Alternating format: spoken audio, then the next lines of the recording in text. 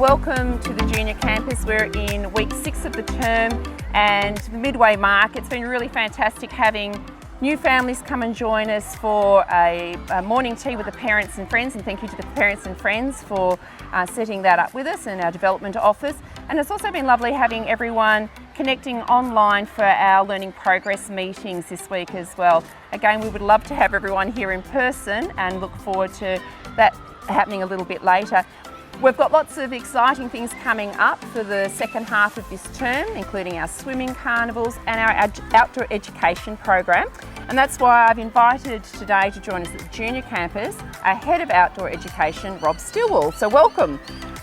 Given that today's International Women's Day, who's the most influential woman in your life, Rob? Thanks for asking, Eva. Definitely the most influential woman in my life is my mum, an amazingly driven, organised and just amazing person. Good answer, a good response. It's always got to be mum. We've got our outdoor education program coming up, as I was saying, and I know that you've been working with the junior school staff over the last couple of years to review our outdoor education program. Yep. I've noticed probably over the last 20 years a really big shift in how education or outdoor education runs with primary schools. Sort of it used to be more about a camp and an overnight experience, but now we're really shifted the focus to the skills. Yep. What are the really important parts of outdoor education to you?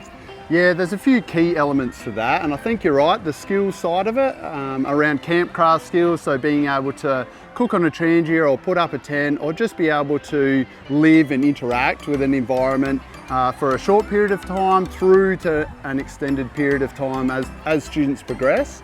I guess the other side of that is around the environment, environmental management, sustainability, and just learning about how environmental systems work and the cultures that have interacted with those environments over extended periods of time. And we're really fortunate here in the junior campus because we've got this really beautiful outdoor experience, so the children are tapping into that all the time.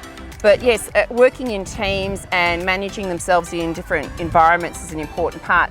Yes. So our junior school camps, we've actually adapted them slightly over time, and we've looked at different settings that we're going to. Some of the planned settings that the junior school are going to this year. Yeah, there's a range of settings, and we do that absolutely on purpose so students can experience the river in Year 5, they can go to a coastal environment and have a different experience there. They can go up in the Adelaide Hills and see what it's like to be in that environment, and all these different environments have different challenges and also provide different opportunities for students to learn.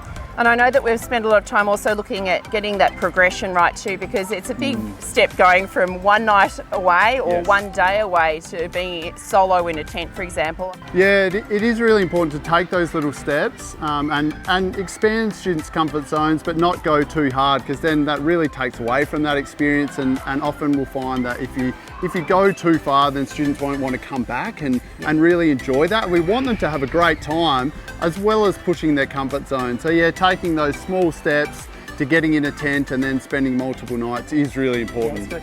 And I'm really excited by the program that we have got. I know it's not got the overnight component, but we've been able to push out some longer experiences and manage to get all the activities in, which is where we're really focused at the moment. Yeah. What inspired you to get involved in outdoor education? I think growing up in the country and just having this love of being in a coastal environment, that's my real passion, surfing, and just being down the beach is probably what inspired me initially. And then also just being able to take students out into those kind of environments and share those experiences is really my passion now.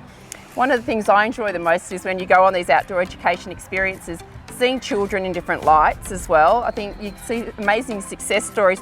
Sometimes it's the wriggler in the classroom who can't sit still who does the best on an outdoor adventure. Yes. Have you seen some amazing success stories in that regard? Yeah, I think you're right. There are often students that maybe struggle in that classroom environment. They just love being outdoors. They love, the practical side of it. They love being able to interact in a group. They love that disengagement from the screen and from technology, and just being able to, be themselves in the outdoors often brings out the best in all students, I think. Excellent. Last question, I have a theory. I'm a bit of a night owl rather than an early bird, but when I do go on outdoor education experiences with the children, I notice it sort of switches. I prefer to be up early and head to bed late. Are you a night owl or an early riser? Definitely an early riser. I think my theory's correct. Okay. Great to see you all. We're looking forward to the coming weeks and looking forward to connecting with everyone in person again. Thanks.